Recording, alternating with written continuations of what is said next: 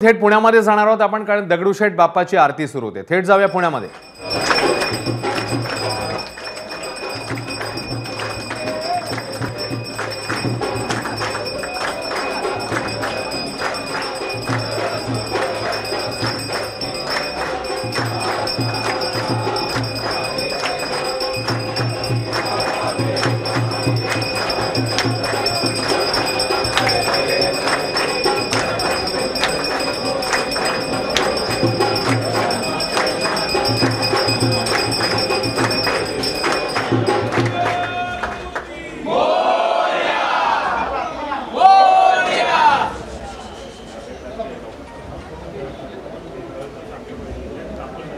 दगडूशेठ बाप्पाची आरती करून आता हा विसर्जन मिरवणुकीला बाप्पा रवाना होईल, मार्गस्थ होईल।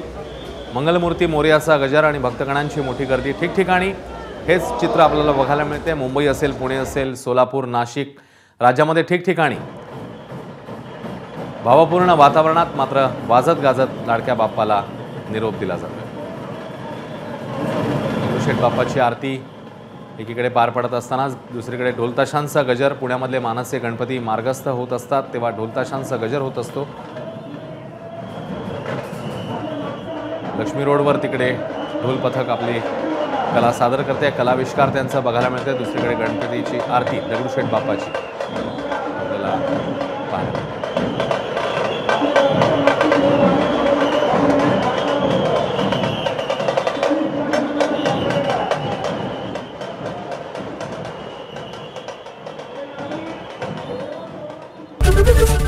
एबीपी माझा, उघडा डोळे बघा नीट।